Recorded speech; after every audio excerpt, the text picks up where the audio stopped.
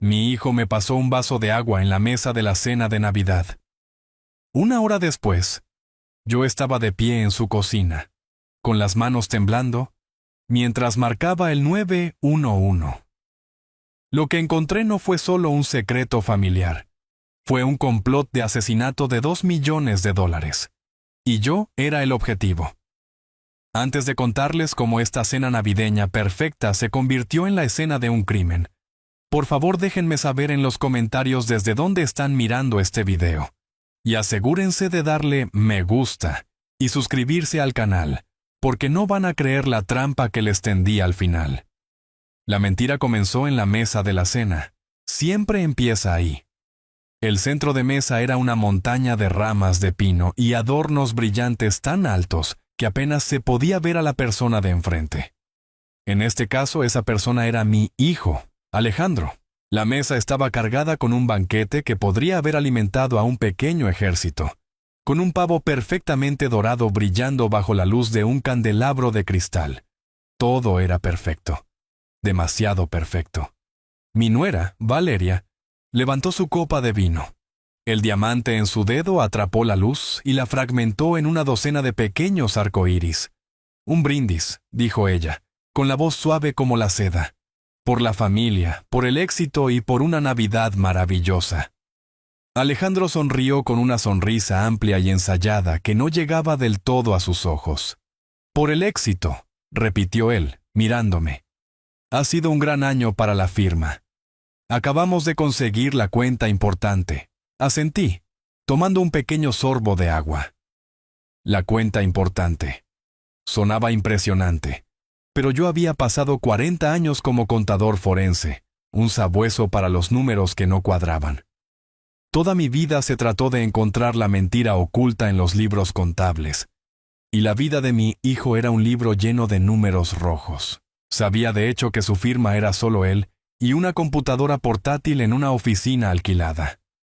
Hace 6 meses había venido a mí, con el rostro cubierto de vergüenza, pidiendo un préstamo de $50,000. Un puente a corto plazo, lo había llamado. Una oportunidad de inversión que no podía dejar pasar. Se lo di, por supuesto. Siempre lo haces. Te dices a ti mismo que es la última vez, que esta será la que cambie todo. Pero mientras estaba sentado allí escuchándolos hablar sobre su próximo viaje de esquí a las montañas y el nuevo auto de lujo en la entrada, hice las cuentas en mi cabeza. Los $50,000 habían desaparecido. Eso lo sabía. ¿Pero este despliegue? Esto era otra cosa. El reloj en la muñeca de Alejandro costaba fácilmente $10,000. El vestido de Valeria era de un diseñador cuyo nombre solo conocía porque mi difunta esposa solía soñar con tener uno. Su actuación de riqueza estaba costando una fortuna. Fue entonces cuando lo sentí, un dolor sordo en el pecho. Un suave apretón alrededor de mi corazón. Dejé mi tenedor. Una ola de mareo me invadió, haciendo que las luces del candelabro se desenfocaran en una sola estrella cegadora. Tomé otro sorbo de agua, esperando aclarar mi cabeza. Estrés, me dije a mí mismo. Las fiestas siempre son estresantes. La comida pesada, la tensión emocional de ver a mi hijo vivir una vida construida sobre una base de arena. Es solo indigestión. Pero la presión en mi pecho se hizo más fuerte. Se sentía como una banda que se constreñía lentamente. «¿Papá, estás bien?», preguntó Alejandro. La preocupación en su voz sonaba casi genuina. «Estoy bien», logré decir, forzando una sonrisa. Solo un poco cansado. «Valeria, la comida es espectacular, de verdad», sonrió radiante. «Ay, no es nada, Roberto. Estamos tan felices de que pudieras estar aquí». La habitación se sentía caliente. Demasiado caliente. El olor a pino y carne asada era repentinamente sofocante. Necesitaba levantarme para moverme. «Si me disculpan», dije, colocando mi servilleta en la mesa. «Creo que necesito un vaso de agua fresca». Me levanté, sintiendo mis piernas inestables. Mientras caminaba hacia la cocina, podía sentir sus ojos en mi espalda. La caminata por el corto pasillo se sintió como 1 kilómetro. Los pisos de madera pulida parecían balancearse bajo mis pies. Me agarré del marco de la puerta de la cocina para estabilizarme. La habitación era una maravilla de diseño moderno. Todo acero inoxidable y encimeras blancas relucientes. Parecía sacada de una revista. Pero al igual que sus vidas, la perfección estaba solo en la superficie. Una pila de correo estaba empujada descuidadamente en una esquina del mostrador. Una pila desordenada de sobres amenazando con caer al suelo. Busqué un vaso del gabinete y mi manga rozó la pila. Fue toda la fuerza necesaria para alterar el frágil equilibrio. Cartas y facturas cayeron en cascada sobre el granito, dispersándose como hojas caídas.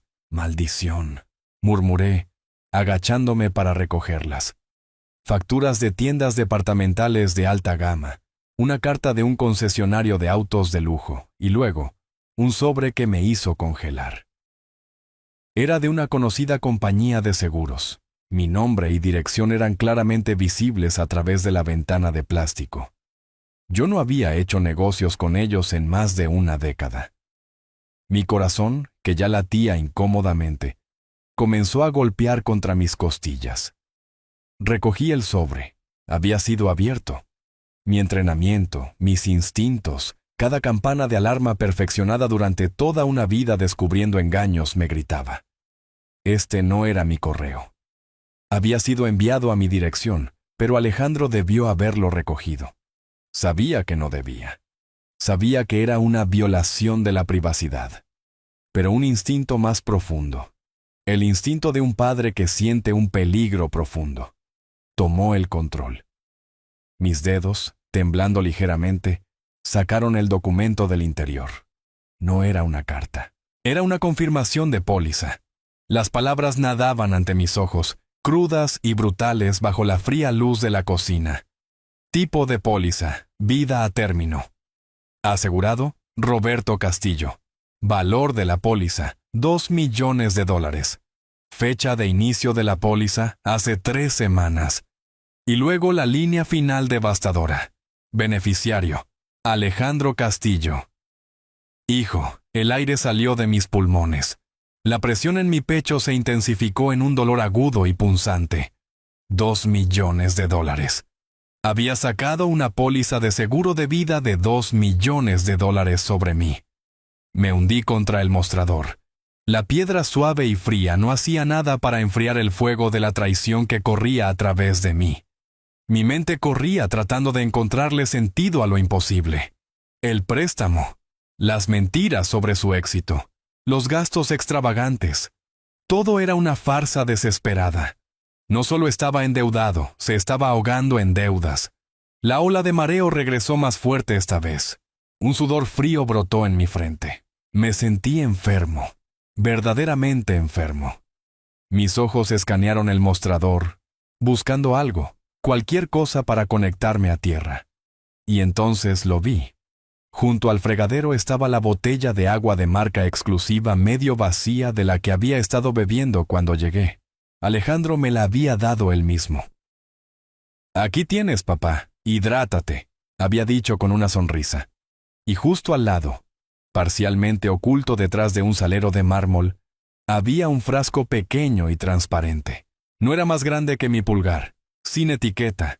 Estaba casi vacío, pero podía ver una sola gota viscosa de líquido transparente aferrada al fondo. En un momento horrible y cristalino, todo se conectó.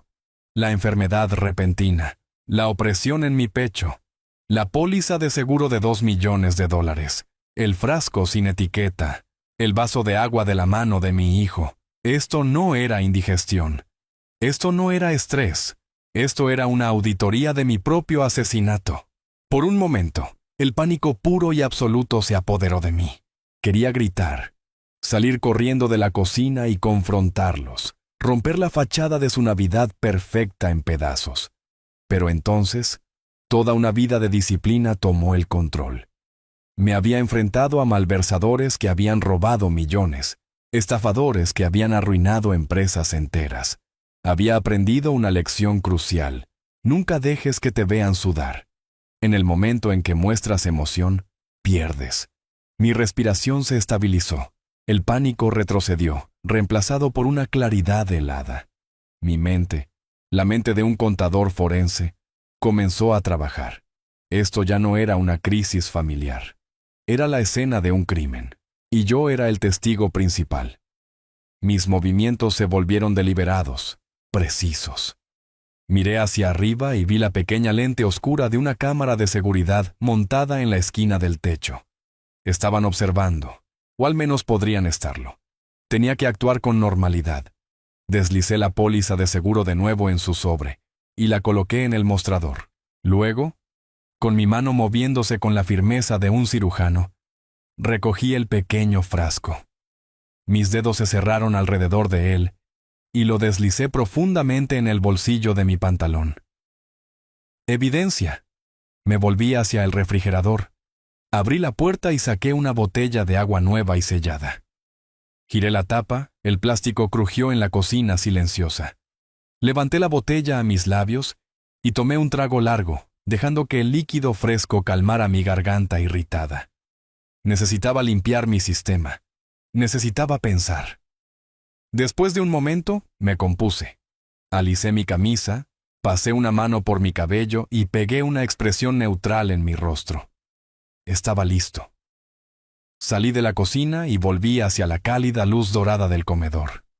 De vuelta a las mentiras. Mientras me sentaba, Valeria me miró con su perfecta sonrisa de plástico. ¿Te sientes mejor, Roberto? Miré a través de la mesa, más allá del ridículo centro de mesa, y encontré los ojos de mi hijo. Él me estaba observando, con un destello de algo ilegible en sus profundidades. Forcé mi propia sonrisa, una línea sombría y delgada. Mucho mejor, gracias, dije con mi voz uniforme y calmada. El agua ayudó. Él asintió satisfecho y volvió a su comida. Pero yo seguí observándolo, a este extraño que llevaba el rostro de mi hijo. No tenía idea de que el juego había cambiado. Él pensaba que era el cazador acercándose a su presa.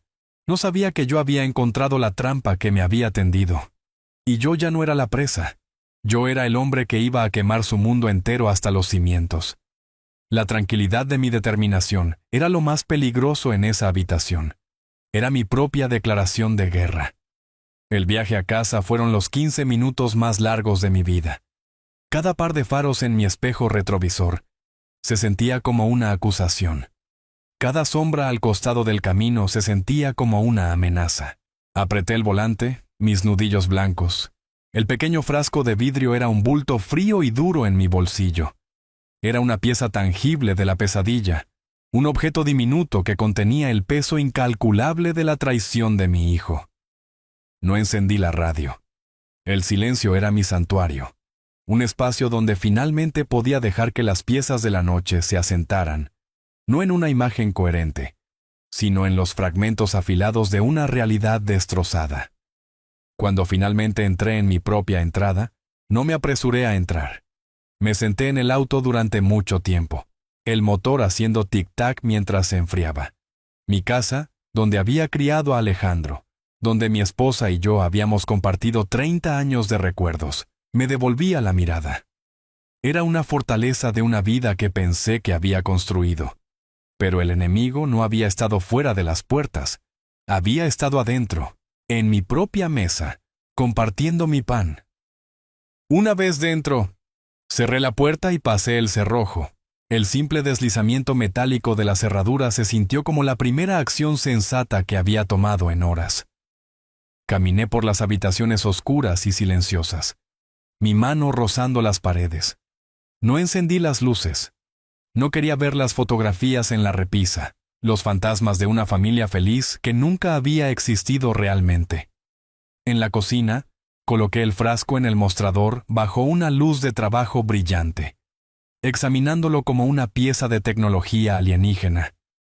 Mi primer instinto, el instinto humano crudo, fue levantar el teléfono y marcar el 911, gritar en el receptor que mi hijo, mi único hijo, había intentado asesinarme por dinero. Pero entonces el contador en mí, el hombre que había construido una carrera sobre hechos fríos y duros, tomó el control. Una acusación sin pruebas irrefutables era solo ruido. Era mi palabra contra la suya. La palabra de un hombre mayor, tal vez un anciano confundido, contra su hijo exitoso y encantador. Necesitaba más que una historia. Necesitaba un caso. Solo había una persona en la que confiaba para ayudarme a construirlo. Saqué mi teléfono.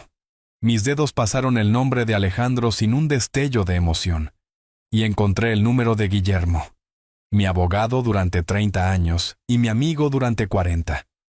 Contestó al segundo timbre, su voz espesa por el sueño. Roberto. Es casi medianoche. ¿Está todo bien? No, Guillermo. Nada está bien, dije, mi propia voz sonando distante, desapegada. Le expliqué todo, comenzando con la cena y terminando con el frasco en mi mostrador. Hablé en un tono monótono, exponiendo los hechos, como si estuviera presentando una auditoría financiera. La póliza de $2 millones, los dolores repentinos en el pecho, la botella de agua, el frasco. Dejé fuera la emoción, la agonía aplastante de todo ello. Solo le di los datos. Hubo un largo silencio al otro lado de la línea. Podía escuchar el leve sonido de su esposa preguntando si todo estaba bien. Finalmente, Guillermo habló, su voz ahora completamente despierta y aguda. Roberto, escúchame con mucha atención. No vuelvas a tocar ese frasco. No te laves las manos. Ponlo en una bolsa de plástico sellada, a primera hora de la mañana, 8 de la mañana en punto. Te quiero en la sala de emergencias del Hospital San José. Diles que tienes dolores en el pecho y mareos, y que te preocupa haber ingerido algo. Tienes una condición cardíaca, así que te tomarán en serio. Necesitas que te hagan un panel sanguíneo completo. Insiste en un examen de toxicología. Haré una llamada a un amigo en la administración para asegurarme de que se maneje adecuadamente. No llames a la policía. Todavía no. Consigamos nuestra propia evidencia primero. Construyamos una fortaleza que no puedan romper. Sus palabras fueron un salvavidas, un plan, una serie de pasos lógicos en un mundo que había dejado de tener sentido. Está bien, Guillermo. Lo haré. Y Roberto, dijo él suavizando la voz. Lo siento tanto. Colgué el teléfono e hice lo que dijo, colocando el frasco en una bolsa hermética con unas pinzas. No dormí esa noche. Me senté en mi sillón viendo pasar las horas en el reloj del abuelo en el pasillo, cada campanada marcando otro momento que había sobrevivido. A la mañana siguiente, entré en la sala de emergencias del Hospital San José.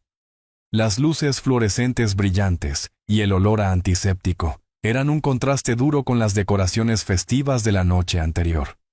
Seguí el guión de Guillermo a la perfección. Describí mis síntomas, mencioné mi condición cardíaca existente y expresé una vaga preocupación de que podría haber tomado accidentalmente el medicamento equivocado. Me trasladaron a una sala y me conectaron a monitores. Un médico joven entró, su rostro grabado con preocupación. Escuchó pacientemente. Luego, ordenó las pruebas. Me sacaron sangre. Hicieron preguntas. Me sentí como un observador en mi propia vida. Un personaje en una obra cuyas líneas habían sido escritas para él. Respondí todo con la verdad, pero mantuve el núcleo de la historia, la traición, bajo llave. Horas más tarde, el médico regresó con un gráfico en la mano y una mirada perpleja en su rostro. Señor Castillo, esto es inusual, comenzó. Su electrocardiograma es un poco irregular, pero lo que es más preocupante es su análisis de sangre. Encontramos rastros de un medicamento llamado amiodarona en su sistema. Es un poderoso fármaco antiarrítmico.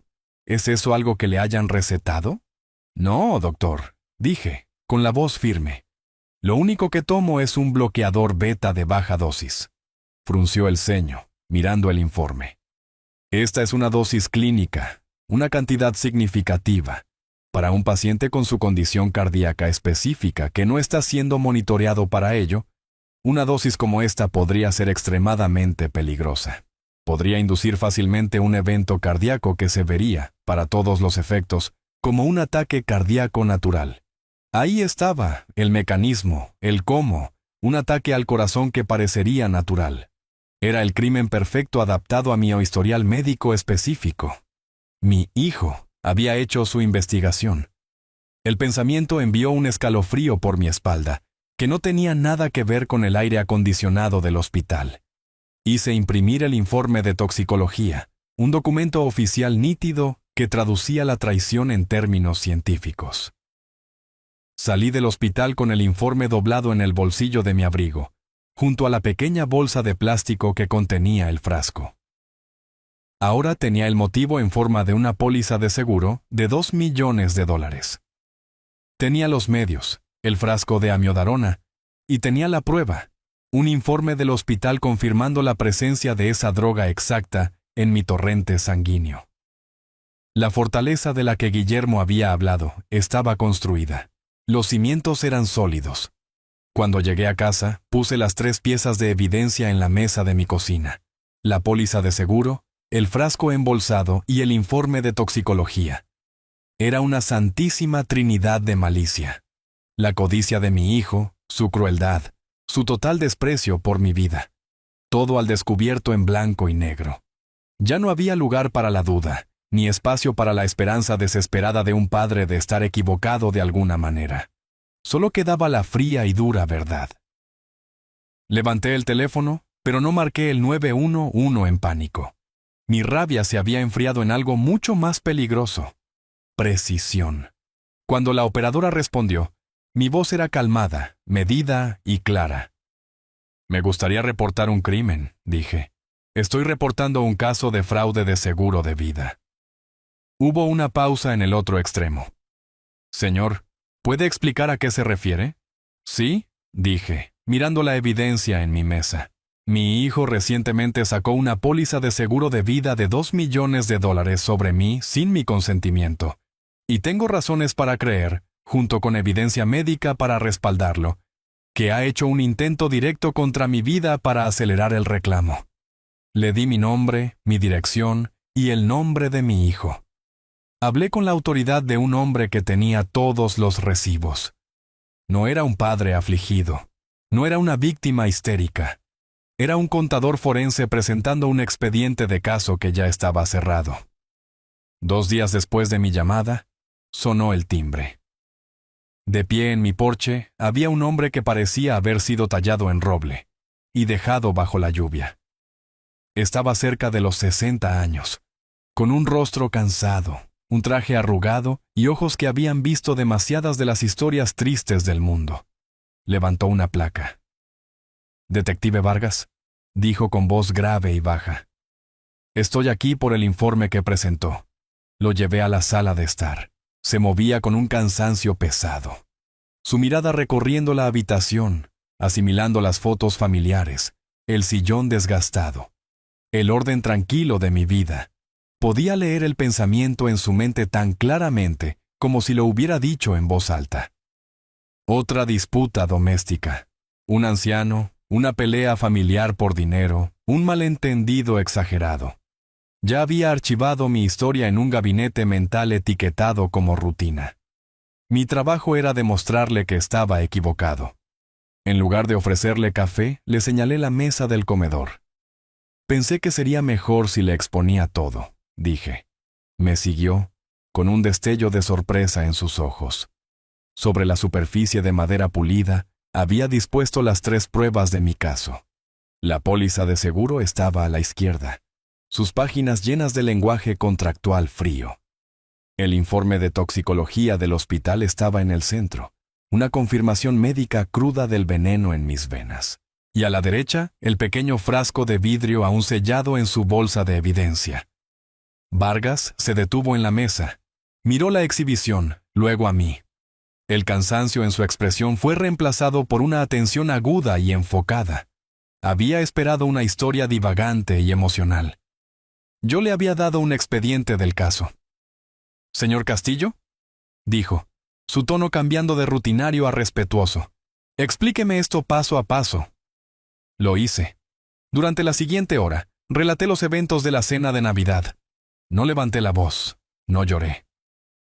Presenté los hechos con la misma claridad desapasionada que habría usado para explicar un informe de gastos fraudulentos a una junta corporativa. Señalé la póliza. «Motivo», dije. Señalé el frasco. Medios. Señalé el informe del hospital. Método. Expliqué mi experiencia como contador forense. Le dije que toda mi carrera se basaba en reconocer patrones de engaño, y los patrones aquí eran inconfundibles. La riqueza teatral de Alejandro, las mentiras cuidadosamente construidas, la desesperación que había sentido durante meses. Este no fue un acto repentino. Fue el punto final lógico de un largo camino de imprudencia financiera. Vargas escuchó sin interrupción. Levantó el frasco embolsado, examinándolo a la luz. Leyó cada palabra del informe de toxicología, con los labios apretados en una línea fina. Cuando terminé, se recostó en la silla y me miró durante mucho tiempo. En mi línea de trabajo, dijo finalmente, el 90% de los casos son sobre emoción. Rabia, celos, codicia. Son desordenados, pero esto, señaló a la mesa. Esto es limpio. Es calculado. Tiene razón, señor Castillo. Esto no es solo una disputa familiar. Esto es un plan de negocios. Ese fue el momento en que supe que me creía. La marea había cambiado. Ya no era una víctima potencial de la vejez y la confusión. Era un testigo creíble. Él y su compañero pasaron las siguientes 2 horas recolectando cuidadosamente la evidencia, haciendo preguntas precisas. Su profesionalismo fue un bálsamo reconfortante en la herida abierta de la situación. Antes de irse, Vargas me dio su tarjeta. Vamos a investigar las finanzas de su hijo, dijo. Si lo que sospecha es cierto, los números no mentirán. Estaré en contacto. La llamada llegó 3 días después. Roberto, dijo Vargas, prescindiendo de la formalidad de mi apellido. Estamos investigando, y es peor de lo que pensaba. Me senté en mi sillón, con el teléfono presionado contra mi oreja, y escuché mientras el detective pintaba un retrato de la vida secreta de mi hijo. La ilusión de riqueza estaba financiada por una montaña de deudas. Vargas enumeró las cifras con la cadencia sombría de un verdugo. $150,000 en deuda de tarjetas de crédito en 8 tarjetas diferentes. Una segunda hipoteca sobre su casa que había desangrado todo su patrimonio. Y el último clavo en el ataúd. Un préstamo de $60,000 de un prestamista privado en la ciudad vecina. Este no es un banco, explicó Roberto Vargas. Esto es un prestamista ilegal. La tasa de interés es criminal y el pago vencía la semana pasada. Su hijo se había quedado sin opciones. Estaba acorralado. El viaje de esquí a las montañas, el auto de lujo, el vestido de diseñador de Valeria. Todo fue un intento frenético y desesperado de mantener las apariencias mientras las paredes se cerraban. La póliza de seguro de $2 millones no era solo una oportunidad para ellos. Era un salvavidas, el único que les quedaba. El motivo ya no era solo una teoría. Era una certeza matemática. Los trajimos para interrogarlos esta mañana, continuó Vargas. ¿Y qué dijeron?, pregunté, aunque ya lo sabía. Vargas soltó una risa corta y sin humor. Fue una actuación digna de un Oscar. Su nuera, Valeria, abrió el grifo de las lágrimas en el segundo en que la sentamos. Dijo que todo era un terrible malentendido. Que compraron la póliza para protegerlo a usted como una red de seguridad para su vejez. Dijo que usted ha estado olvidadizo últimamente, confundido. Sugirió que podría necesitar una evaluación médica. Mi sangre se heló. Estaban tratando de pintarme como senil. Era una táctica cruel clásica. ¿Y Alejandro?, pregunté. Interpretó el papel del hijo indignado y devoto. Estaba indignado. Amenazó con demandar al departamento por acoso. Dijo que lo amaba más que a nada y que no podía creer que su propio padre hiciera una acusación tan monstruosa. Afirmó que encontró ese frasco en el parque y lo recogió porque le preocupaba que un niño pudiera encontrarlo. Era bueno, Roberto. Era muy convincente. Por un momento, una pizca de duda se coló. ¿Podría estar equivocado?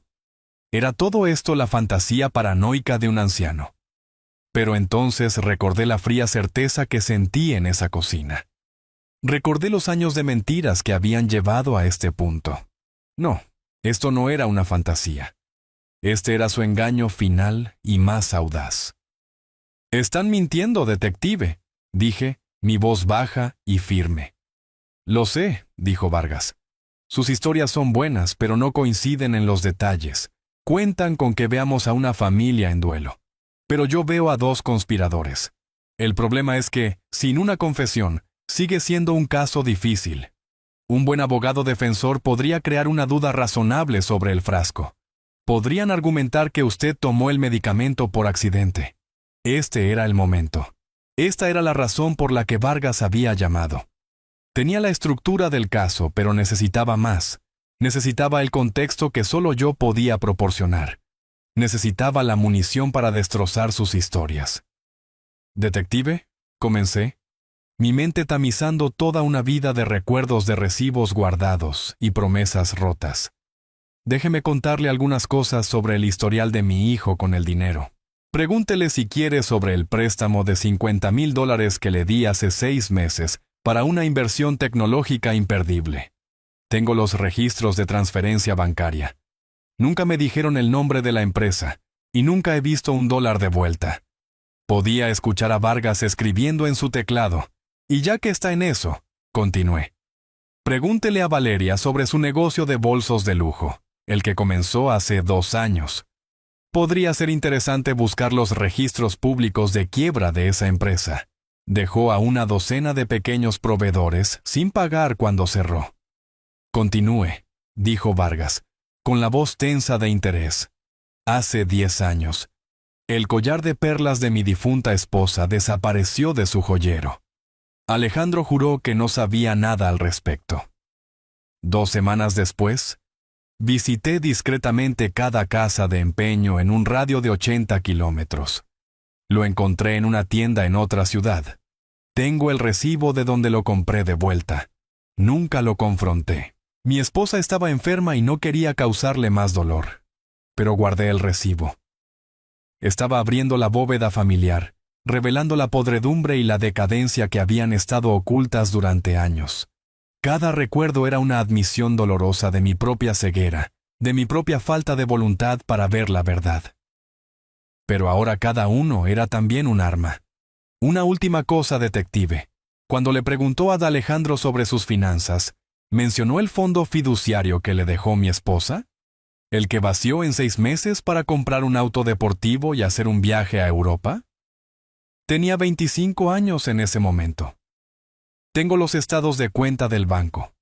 Establece un patrón, ya ve, un largo patrón de imprudencia y engaño. Me detuve, mi respiración atrapada en mi garganta.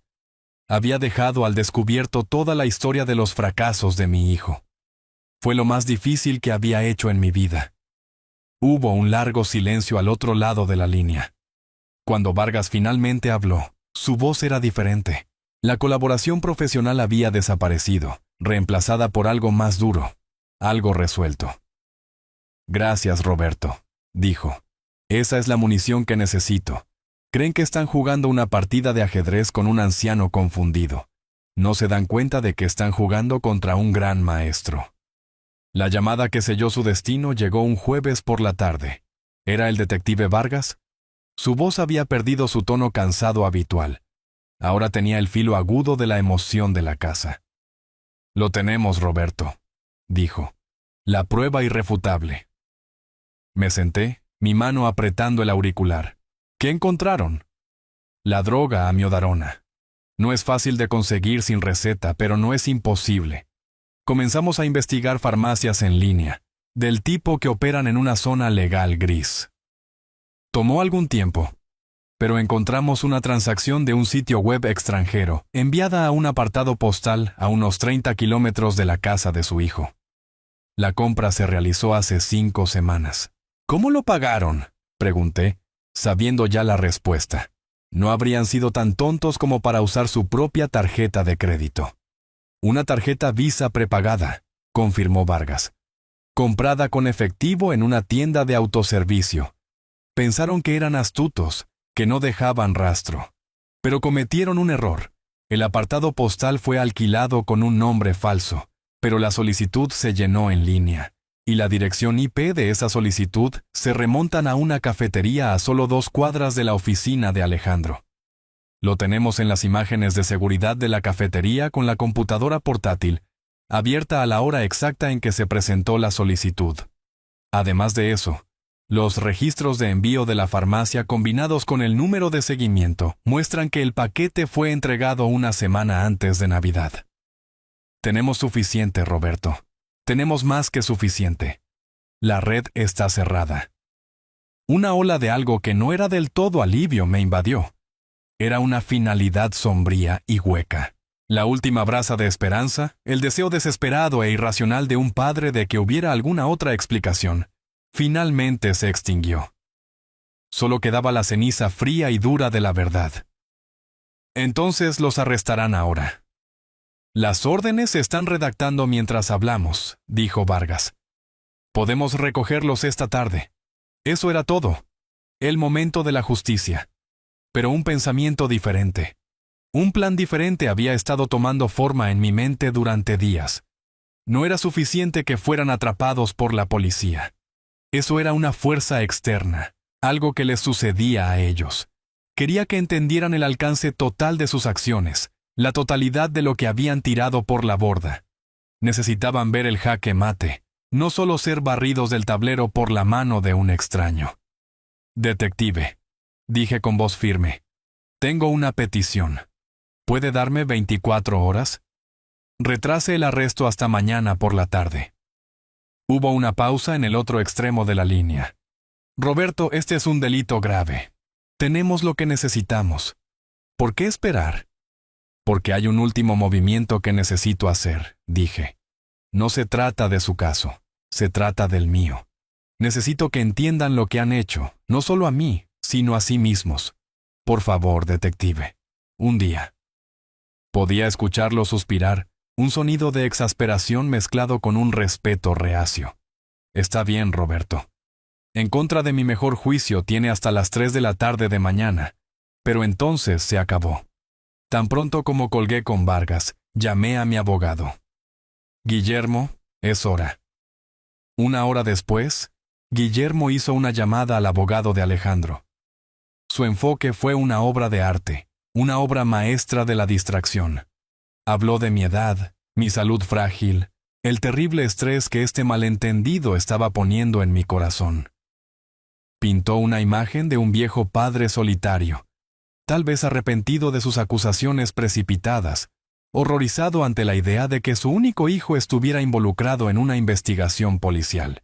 Sugirió una reunión, un último intento de reconciliación, una oportunidad para hablar las cosas y encontrar una resolución pacífica lejos del duro resplandor de la ley. Como predijo Guillermo, mordieron el anzuelo.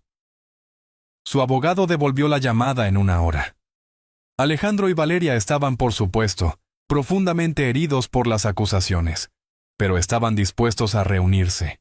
Amaban a su padre y estaban desesperados por limpiar sus nombres y reparar esta dolorosa ruptura familiar.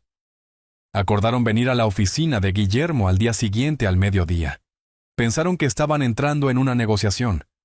Creían que venían a manejar a un anciano confundido para manipularlo emocionalmente y que se retractara de su historia. No tenían idea de que estaban caminando hacia su propia ejecución. Al día siguiente, me senté en la sala de conferencias del bufete de abogados de Guillermo. Era una sala diseñada para comunicar poder y permanencia. Las paredes estaban revestidas de caoba oscura, alineadas con estantes de libros de leyes encuadernados en cuero, que olían a polvo y autoridad. La mesa era una sola pieza masiva de madera pulida tan pesada que parecía parte de los cimientos del edificio. Esta habitación era un mundo lejos de la fachada frágil y brillante de la vida de mi hijo. Esta habitación se trataba de consecuencias. Me senté en el extremo más alejado de la mesa con Guillermo a mi derecha. No dije nada. Mi papel en esto era ser una presencia silenciosa e inamovible. Alejandro y Valeria llegaron precisamente al mediodía. Estaban vestidos para sus papeles.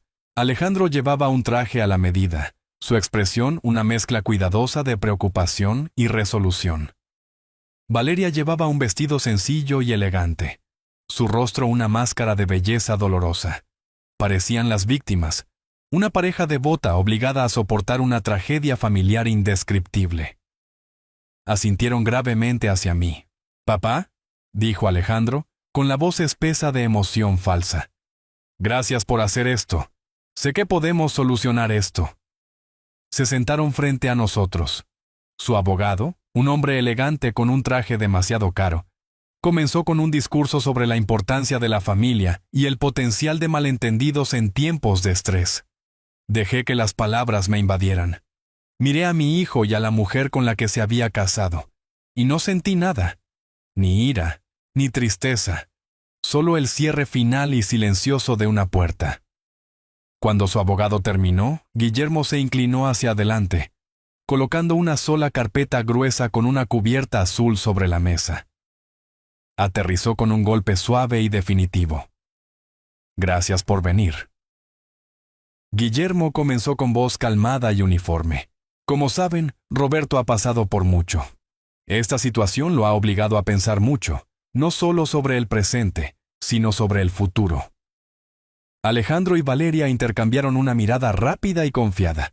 Eso era todo. El viejo se estaba rompiendo. Pero Guillermo no mencionó a la policía. No mencionó el hospital, ni el frasco, ni la póliza de seguro. Su voz permaneció plácida, casi gentil. Todo comenzó hace unos 6 meses, en realidad. «Alejandro, tal vez recuerdes que viniste a tu padre a pedir un préstamo significativo. $50,000, creo». Alejandro se movió en su silla, un destello de molestia cruzando su rostro. «No veo qué tiene que ver eso con nada.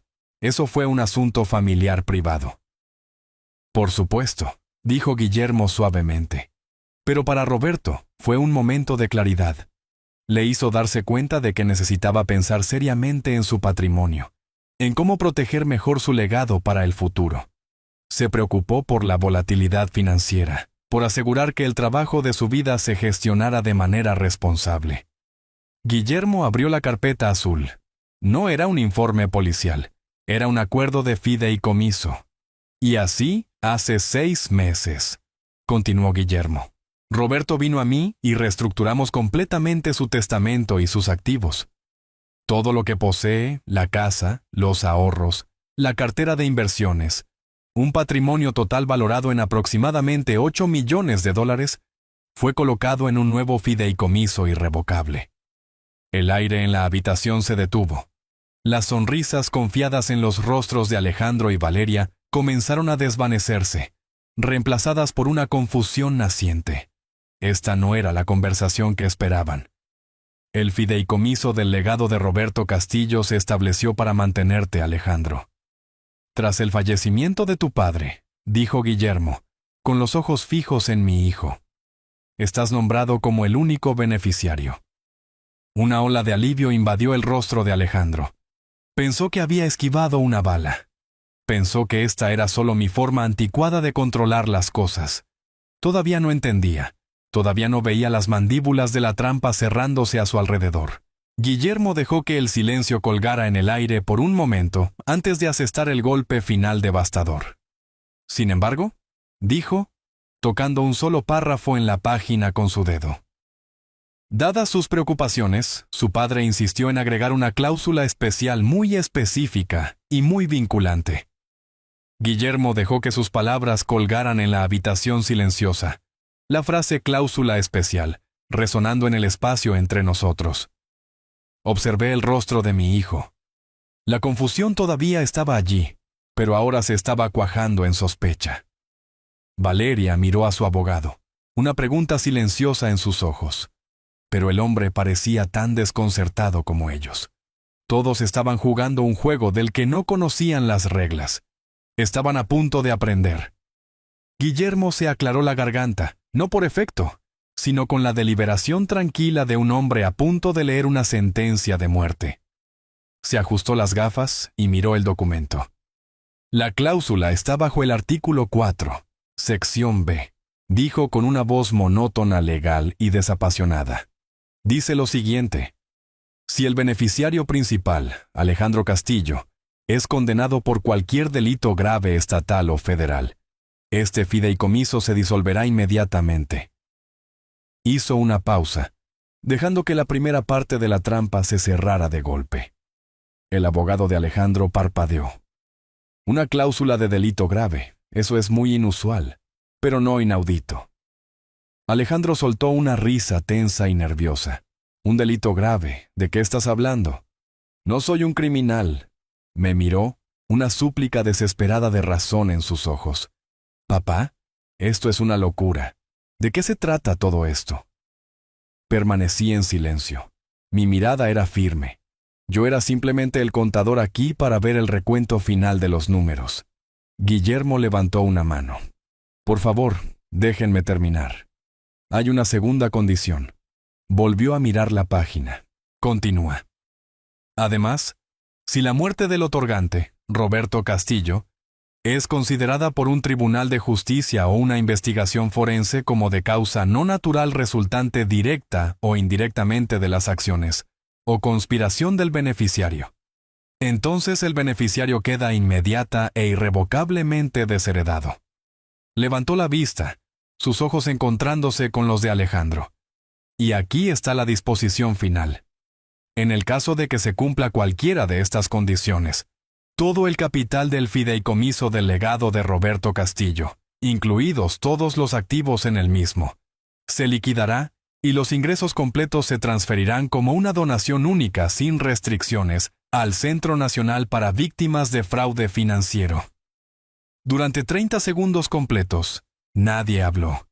El único sonido era el leve zumbido del aire acondicionado. Alejandro y Valeria miraban a Guillermo, con sus rostros en blanco por la incomprensión, como si acabara de leer un pasaje en un idioma extranjero. Todavía intentaban encajar esta nueva información en su propia narrativa, aquella en la que tenían el control, donde podían hablar para salir de este lío inconveniente. Valeria fue la primera en romperse. Su máscara de dolor cuidadosamente construida se desmoronó. ¿Yo? No entiendo, tartamudeó, mirándome de Guillermo a mí. ¿Qué significa todo esto, Roberto? ¿Por qué harías esto? Fue Alejandro quien finalmente unió las piezas. Su rostro, que había estado pálido por la confusión, de repente se sonrojó con un rojo oscuro y furioso. La comprensión lo golpeó no como un amanecer tranquilo, sino como una explosión violenta. Golpeó sus manos sobre la mesa, el sonido haciendo que todos saltaran. «Esto es un truco», rugió, su voz quebrándose con rabia y pánico. «Está tratando de intimidarnos. No puedes hacer esto. Es mi herencia. Es mi derecho de nacimiento». Señaló con un dedo tembloroso hacia mí. «Está senil. Esta es la prueba. Ningún tribunal en el país mantendrá esto. Pelearemos esto». Guillermo no se inmutó. Se recostó en su silla de cuero. La imagen de la autoridad tranquila. «Al contrario, Alejandro», dijo con voz suave pero inflexible. «El fideicomiso es irrevocable. Fue firmado y atestiguado hace 6 meses. Tenemos una declaración jurada notariada del médico de tu padre con la misma fecha, certificando que estaba en pleno uso de sus facultades mentales y físicas, y bajo ninguna coacción. También tenemos una grabación de video de todo el proceso de firma. Es, te aseguro, inquebrantable». La lucha se drenó del rostro de Alejandro, reemplazada por la mirada gris y hueca de la derrota total. Se hundió de nuevo en su silla. Finalmente, entendió. Ambos lo hicieron. Los observé mientras el peso devastador total de mi trampa se asentaba sobre ellos. Su plan había sido cometer el crimen perfecto.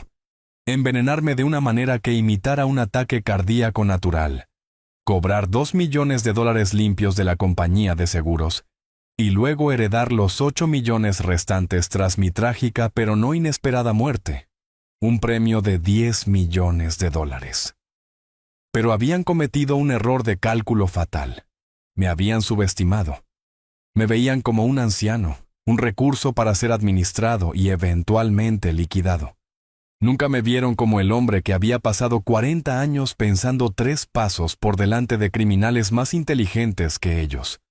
La trampa no era la investigación policial. La trampa no era el frasco de veneno. La verdadera trampa era este documento firmado y sellado hace 6 meses.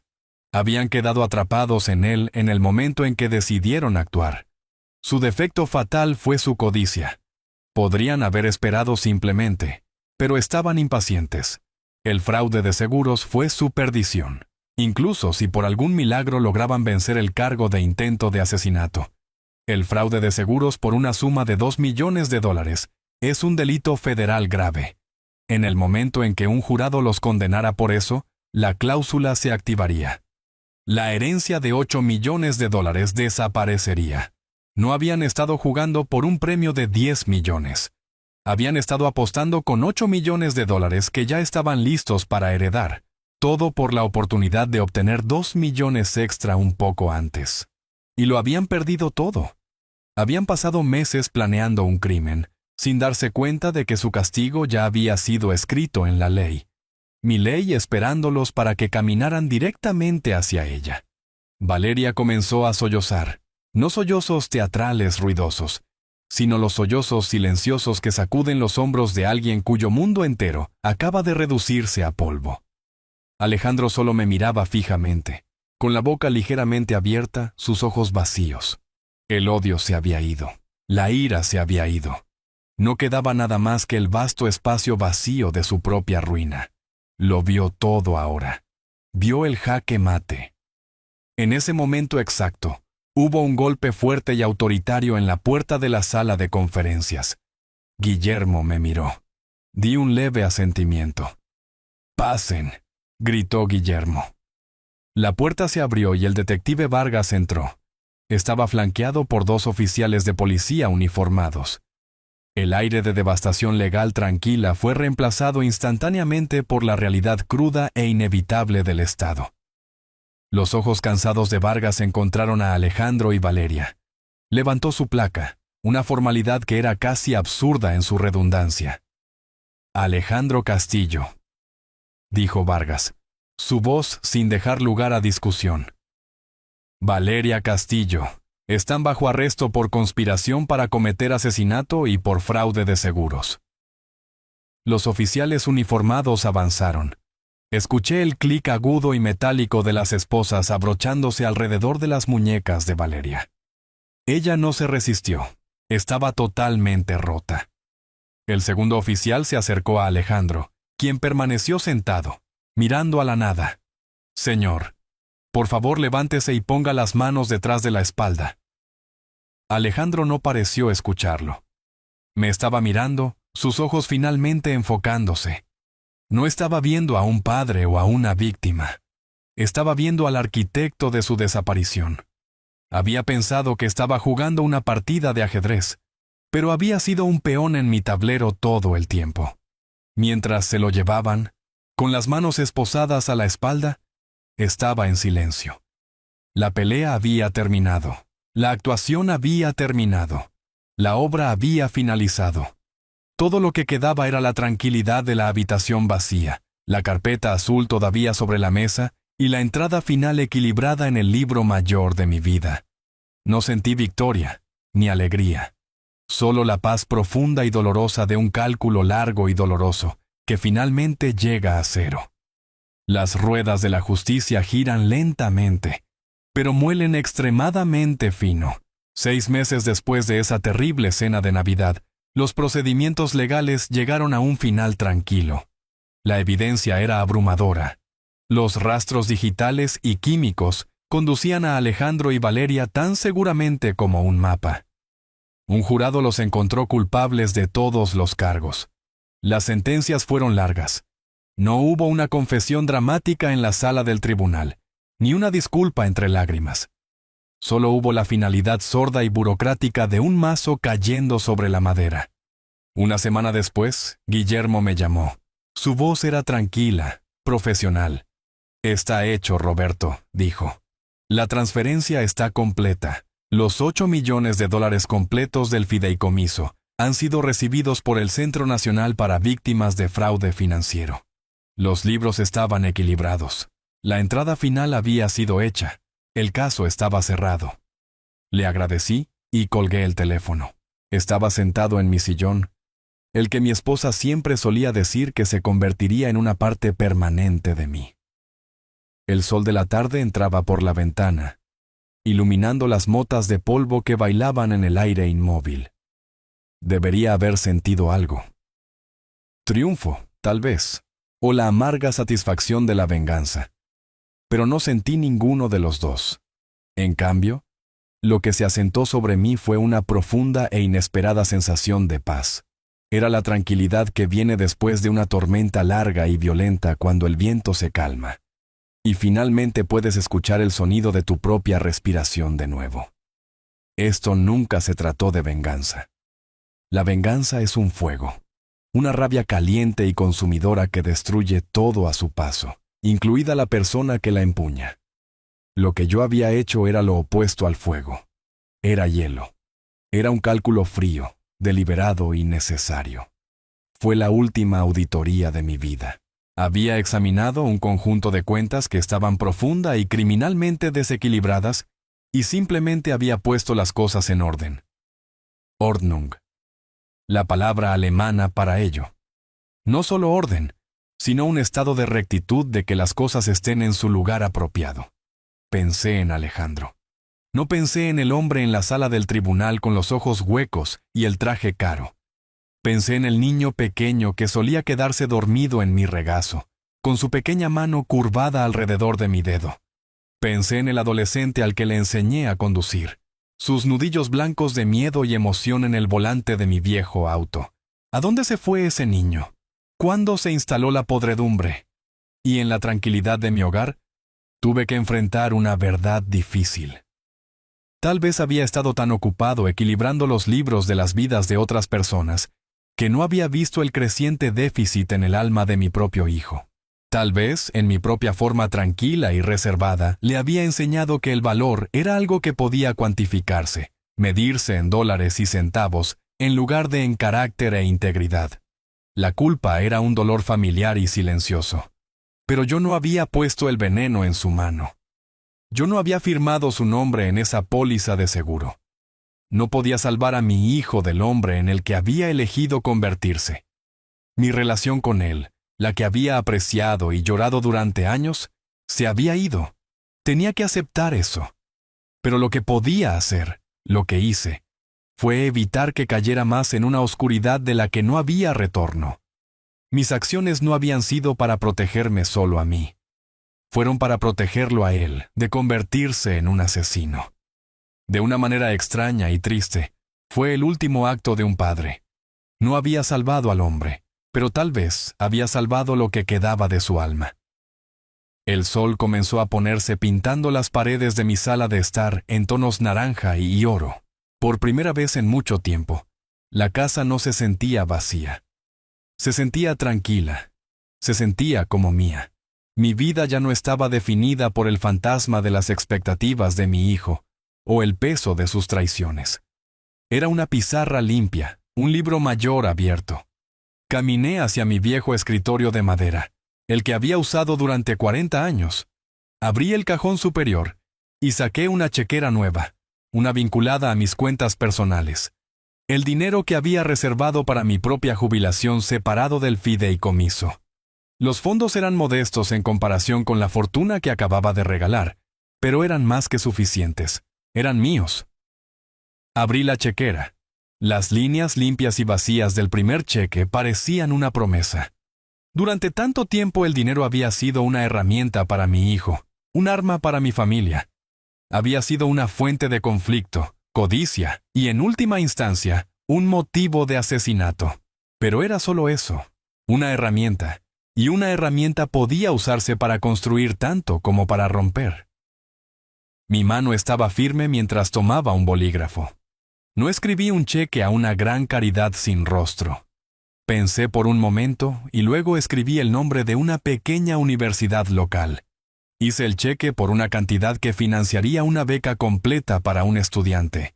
Alguien que quisiera estudiar contabilidad. Alguien que quisiera aprender el lenguaje de los números. En la línea de memo escribí, en nombre de la integridad. Firmé mi nombre, Roberto Castillo. La firma era firme y clara. Era la firma de un hombre que conocía su propio valor, un valor que no tenía nada que ver con el saldo en su cuenta bancaria. Mientras arrancaba el cheque del libro, Me di cuenta de que no estaba llorando una fortuna perdida o una familia rota. Estaba invirtiendo en un futuro donde el orden y la honestidad todavía importaban. Había aprendido que la verdadera justicia no se trata de castigo. Se trata de restauración. Se trata de equilibrar los libros de una manera que cree un mundo mejor, por pequeña que sea la entrada. Y en la tranquilidad de mi hogar, mientras el crepúsculo se asentaba afuera, entendí que mi historia no era un final. Era un nuevo comienzo. Un nuevo libro mayor con un nuevo propósito. Y por primera vez en mucho tiempo, me sentí verdaderamente, pacíficamente solvente.